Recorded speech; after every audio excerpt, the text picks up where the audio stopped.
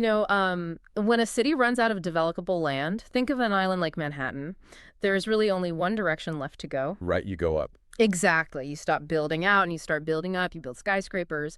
But what happens when the digital city of artificial intelligence runs out of, well, everything? Like when it exhausts the power grid and drains all the cooling water. Yeah, exactly. When it simply runs out of physical land for data centers, it turns out you don't just build a skyscraper, you build all the way into orbit. You just leave the planetary constraints entirely behind.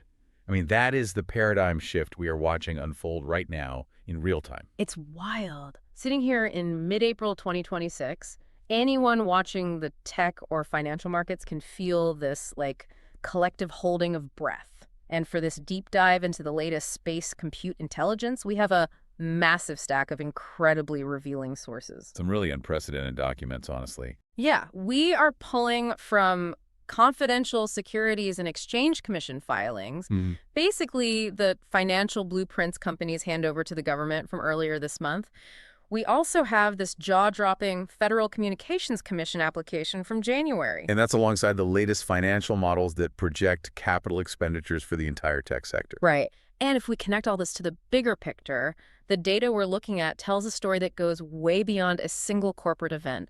We are tracking the literal physical migration of the internet's brain. Which is just a staggering thing to think about. It really is. So our mission today isn't just to talk about another massive IPO. We're here to understand exactly how and why the next generation of artificial intelligence is packing its bags and moving to space. Okay, let's unpack this. We have to start with the catalyst. The big one. The absolute behemoth that is making this front page news. Help me lay out the sheer scale of the numbers we are seeing in the SpaceX filing, because they seem almost fictional. Oh, they are staggering by every historical metric. I mean, what the confidential SEC filing from early April outlines is a traditional direct listing on the NASDAQ, targeting a June rollout. And the valuation they're aiming for sits somewhere between $1.5 trillion and over $2 trillion. $2 trillion with a T. With a T. They are looking to raise $50 to $75 billion in this offering alone. Which is, just to put that into perspective for everyone, the previous world record for a public offering was Saudi Aramco back in 2019, right? Yeah, and that brought in $29 billion. This aims to basically double that. That is just so hard to wrap your head around. A rocket company pulling a $2 trillion valuation, especially when you look at the underlying financials in these sources. Right, the current revenue doesn't mathematically support it. No, not at all. Their 2025 revenue was around $15 to $16 billion, which was heavily driven by their 9 million Starlink satellite internet users. And they pulled in about $8 billion in profit. Which is a phenomenal margin, obviously. Oh, absolutely, don't get me wrong. But it is not a $2 trillion valuation type of great. It's like someone building a railroad but then buying the gold mine A&D, the bank at the end of the line. The massive premium here isn't about launching rockets anymore. No, the rockets are merely the delivery trucks now. That premium is driven almost entirely by the merger that happened in February 2026 with xAI, Elon Musk's artificial intelligence company. Right, the AI integration. Exactly. What's so fascinating here is how this merger creates a completely closed-loop ecosystem. So you have Tesla out in the real world gathering visual and physical data. Millions of cars just acting as cameras. Right. Then you have xAI writing the algorithms and actually training the neural networks. And now you have SpaceX providing the ultimate unbeatable physical infrastructure to process it all. So the market isn't just looking at Starlink's internet profits. Not at all. The market is pricing in a prospective monopoly on orbital data centers. Orbital data centers. Okay, let's pivot there. Because the sources point to an FCC filing, and they're the agency that regulates communications from January 2026, where SpaceX applied to deploy 1 million solar satellites. 1 million of them. But the filing explicitly states these are not for internet communication. They are specifically designated as an AI data center constellation. So my question is, why go through the immense friction of strapping fragile servers to the top of explosive rockets? Like, why space? Because terrestrial AI grids are hitting a brick wall. Training the next generation of AI models requires gigawatts of continuous power. And on Earth, acquiring that power means fighting local municipalities for land permits. It's a logistical nightmare. It is. It means waiting up to 5 years in interconnection queues just to get hooked up to a regional power grid. And if you try to use solar power on Earth to bypass that, you hit severe physical limitations. Oh, that because the sun goes down. The sun goes down, clouds roll in, the seasons change. Plus, the atmosphere itself scatters a massive amount of the sun's energy before it ever even hits a solar panel. But in orbit, solar efficiency is roughly 5 times higher than it is on the ground. Wait, 5 times more efficient just by getting above the clouds? Easily. Yeah. Because depending on the specific orbital path, there is no day and night cycle. You have continuous, unadulterated, blinding solar energy pouring into your arrays 24 hours a day, 365 days a year. It's like a limitless power hose. Exactly. An uninterrupted power hose. Okay, I understand the power generation side. Infinite solar makes perfect sense. But I really have to push back on the physics of the hardware here. Because space is a vacuum. Yes. If I put my high-powered gaming laptop inside a vacuum chamber, it overheats and dies almost immediately. On Earth, massive data centers in places like Virginia use giant convection cooling systems. The water cooling. Yeah, they pump millions of gallons of chilled water through pipes, or they use massive fans to blow cold air across the servers. You cannot do that in a vacuum because there is no air to carry the heat away. Isn't shedding heat in a vacuum incredibly difficult? Oh, it is the defining engineering hurdle of orbital compute. And it requires entirely rethinking thermal dynamics. Because, like you said, you're describing convection cooling. Where air or water physically touches a hot surface. Right. It absorbs the thermal energy and physically carries it away. In a vacuum, convection is literally impossible. Instead, orbital data centers have to rely entirely on passive radiation cooling. Okay, so how does passive radiation actually cool down a scorching hot AI processor? Well, everything emits heat as infrared radiation. Think of how a cast iron radiator feels hot on your hand even before you physically touch it. Right, you can just feel the heat coming off it. That is radiated heat.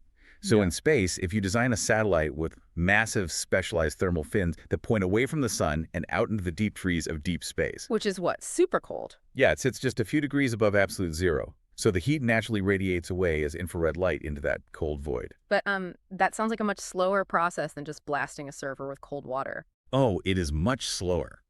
There are strict physical limits to how fast heat can dissipate through radiation alone.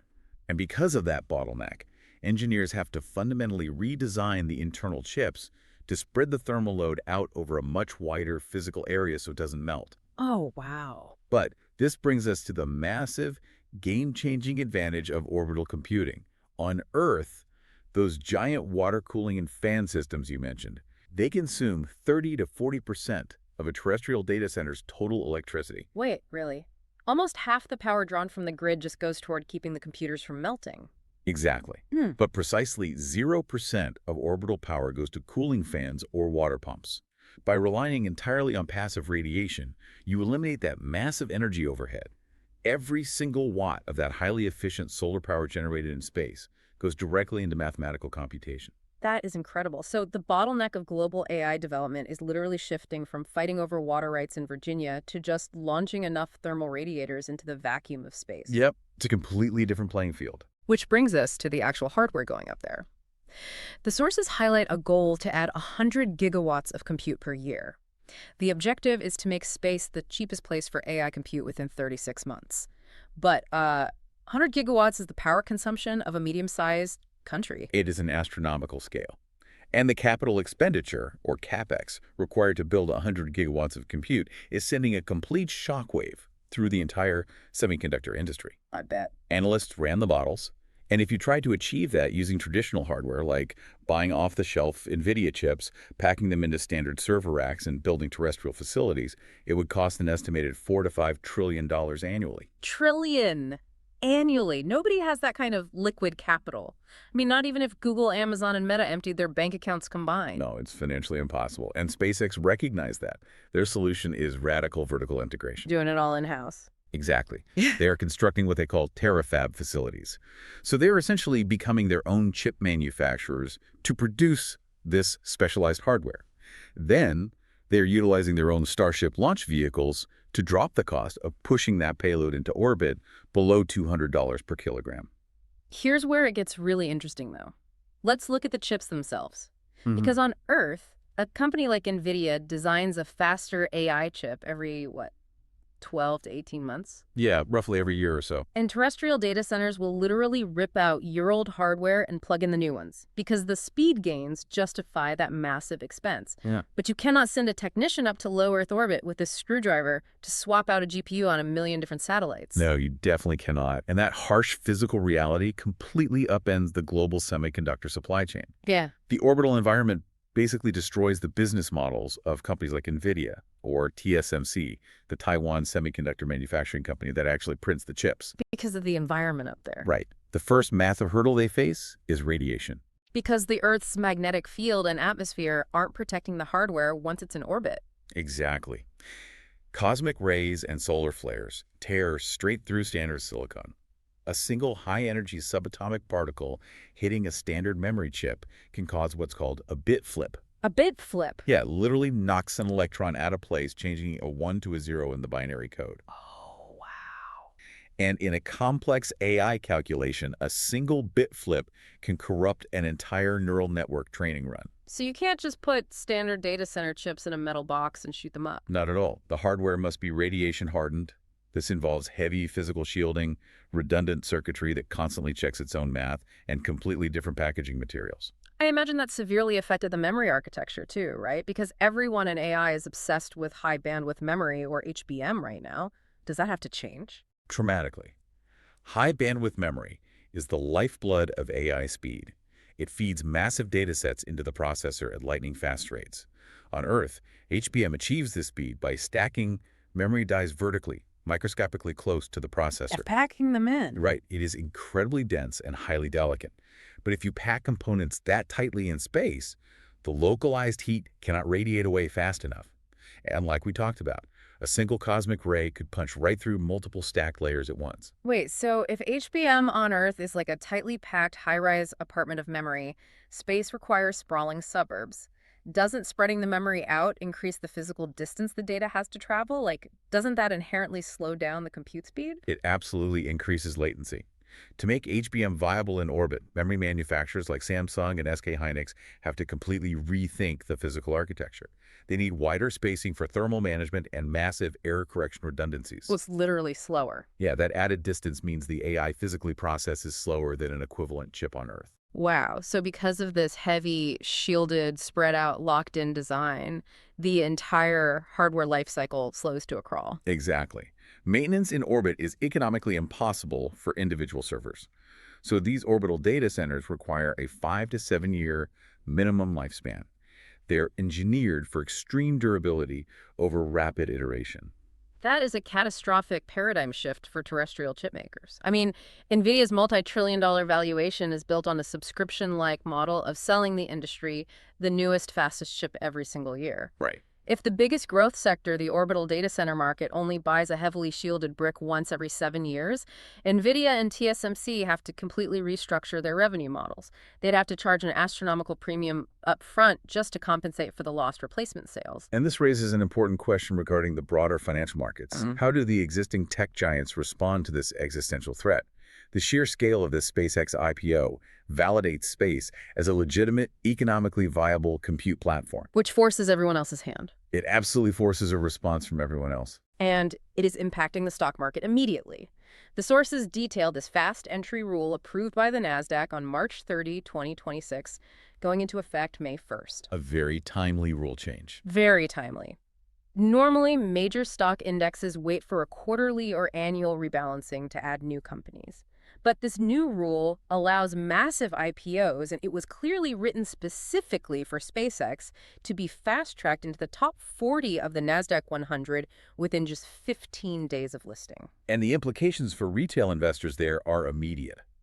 Billions of dollars locked in passive index funds are going to be forced by algorithms to buy SpaceX stock the moment it hits that threshold. Which is exactly why this matters to you listening right now. If you hold a passive QQQ index fund, which tracks the top 100 non-financial companies on the NASDAQ in your 401k or your brokerage account, you are about to become a major investor in space-based AI infrastructure. Whether you want to be or not. Exactly. Whether you actively click buy or not, your retirement portfolio is going to orbit. And that forced institutional buying provides massive, immediate liquidity for SpaceX, but it creates immense pressure on competitors.